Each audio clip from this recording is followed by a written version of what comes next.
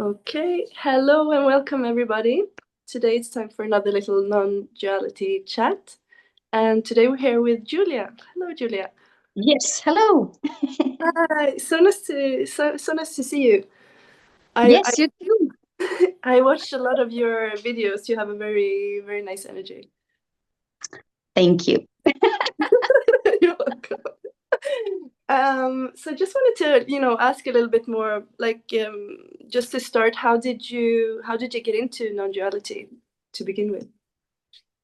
Um, I think it was the classical way of just a lot of searching and seeking, and then I was getting into spirituality for a while, and then I remember that automatically that started to crumble. Like there was a questioning of those concepts, so it was getting more and more loose.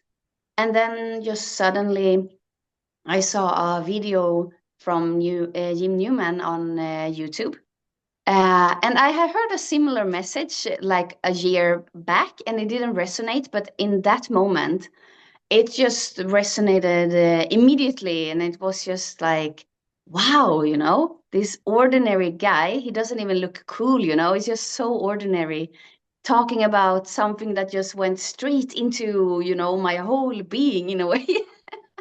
And I guess it was from there. Maybe I don't know if it's like two years ago or something like that. Mm-hmm. Yeah. Mm-hmm. Yeah, that seems to be like how it usually goes for a lot of people. Like it Yeah. pops up. But you were pretty hardcore into spirituality, weren't you?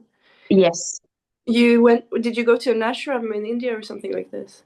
Actually, I moved to what's called a school of light in Greece. Uh-huh. And it was like an ashram, but it was very hardcore in its beliefs, I would say. So everyone was there to kind of liberate themselves. So we were there. The concept was that we were there to mirror each other and to mirror the egos. And that was quite painful since a lot of natural emotions were seen as something bad and as the ego. So it never ended, of course, because it would always be these bad emotions happening. So it was very fun, interesting, exciting, but also very painful. Absolutely. So I'm curious, what was it that made it start to crumble? Was it something that happened, or it was just like a gradual thing? Or It seemed to just be something gradual. I remember I moved back to Sweden, and the plan was that I was going to pack my things again and we were going to start a new community. But as soon as I came back from Sweden after living in Greece for 2 years, it was like a bubble popped in a way. And it was just like an automatic questioning, I would say. Like, who put this shit in my head? That kind of thing started to happen instead. Because I was very restrictive. Like, I didn't watch TV. I didn't eat certain things. I didn't listen to certain kind of music. It was very restrictive. But then that started to crumble, and, life just, wow. I just did what I wanted to. how freeing, yeah. Yes. Okay, and then you found Jim Newman, and how did it unfold after that? Um, I remember I was sitting at my dad's desk listening to Jim Newman, and it was in that moment, it was so obvious that there was nothing to find and that this was always it. Like I was listening to the video and it was just so obvious. Like, wow, in that way. And then after that, I guess it was just like a feeling of bliss actually here for a while because I had been so restrictive with myself. So it was such a celebration of, wow, you can do what you want, like nothing really matters. Um, but also kind of painful, because I think I was trying to talk with people about this and no one was getting it. And I was so fascinated about it. Um, and then it was actually a gradual, like, no interest in engaging with the world anymore. I was at home a lot alone, and I was very satisfied with that. And had no craving for interacting about certain things, that had to do with the future and all this stuff. But yeah, then I don't know, just normal life, got back again, and yeah, here I am again. Just normal life. But consume a lot of non-duality content? I mean, it's Oh really yeah, a yeah, yeah, thing, but yeah. Absolutely. Oh yeah, yeah, yeah. Like I was watching all these videos all the time, and I was also in a lot of meetings, I think, in the beginning. Mhm. Um, I was listening to, then it was those speakers, Andrea and Theo. I was listening to them a lot, but yeah, just all of this, Kenneth and everyone, listening to all these Mhm. videos, and also a lot of Ere, and I started to talk with her also. Mm. And we started to talk about this, and that was very lovely to have someone to talk about it with.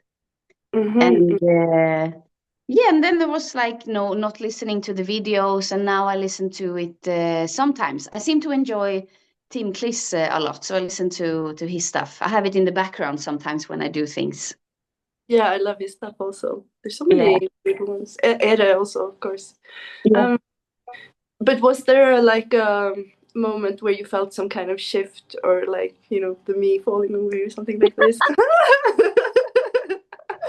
Oh, I've been, I don't know. I think I think I thought there was a shift, uh, but really now it's like oh, I don't know. It's like not even remembering what it was before, if it was a before. Uh, but I guess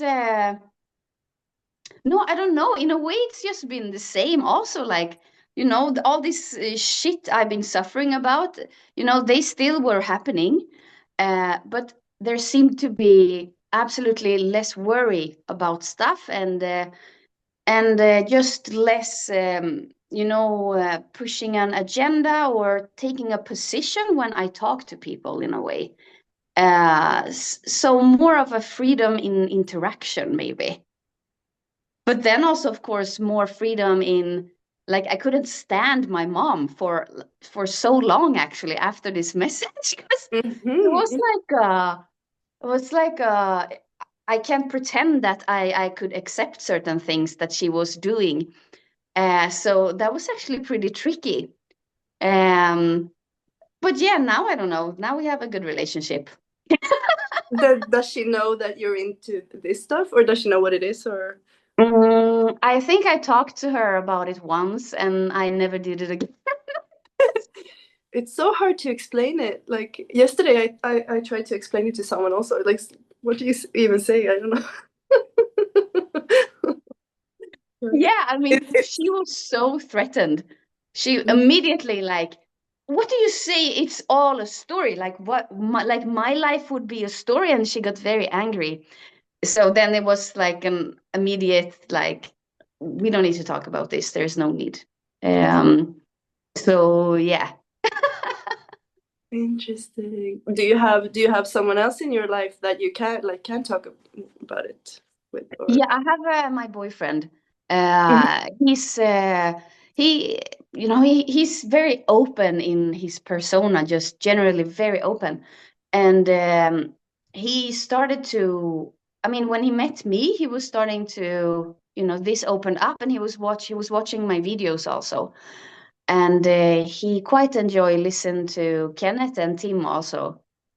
So we can talk about it, absolutely, Mhm. and he's very fascinated with it.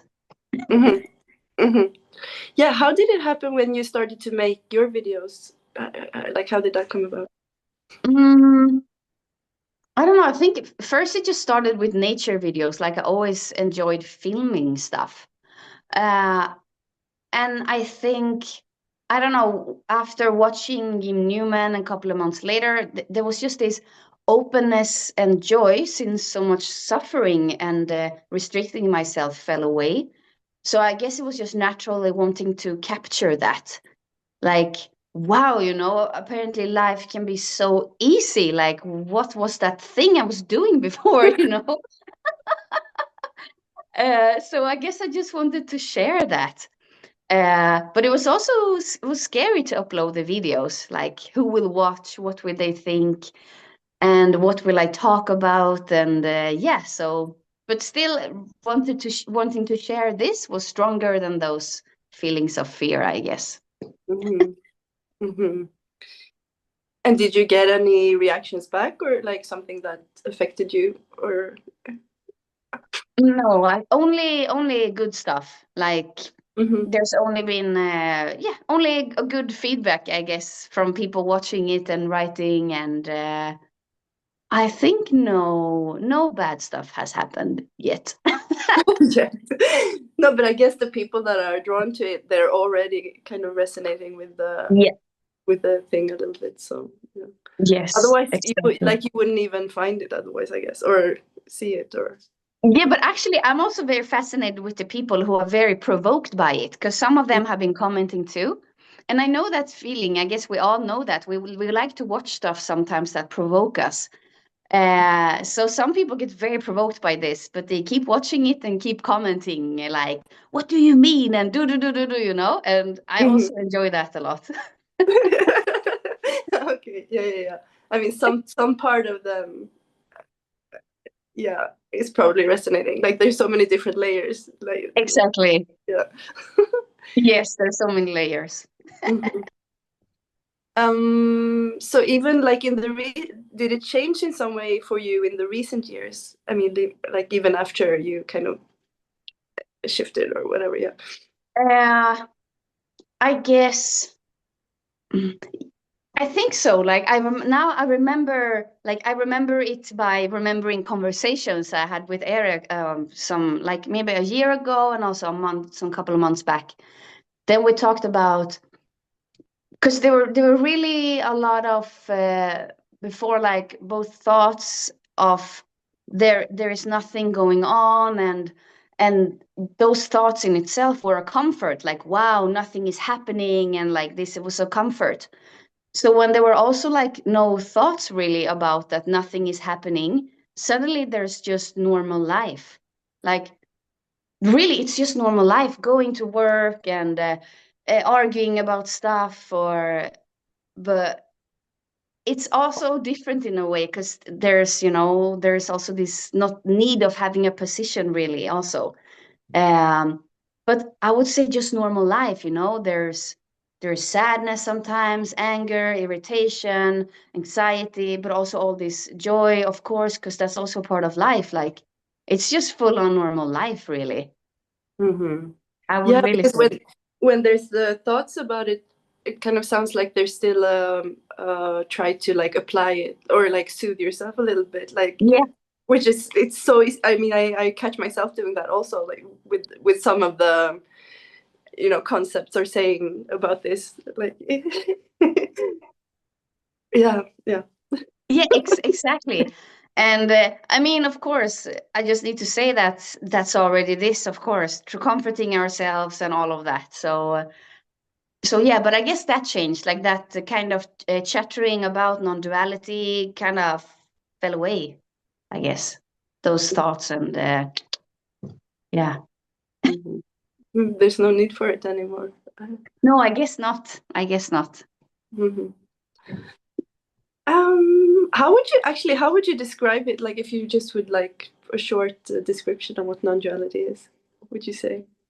Uh, yeah, I guess just that. I mean, in the end, I guess it means, non-dual, no separation, right? But it's also often it's read as, there's a someone uh, that is just one with everything. But I would say then there is no one to be one with something. Like all of those stuff, it's not there. So in the end, it's absolutely nothing, but also not that, since we have a tendency to turn everything into something because we need to stand somewhere. We cannot stand nowhere, but there's not even someone to stand anywhere. So it's so, wow, mind blowing, paradoxical.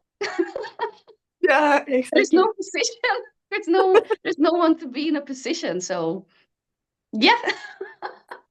You have, but that's like you can't box it. You know, that's the thing. No,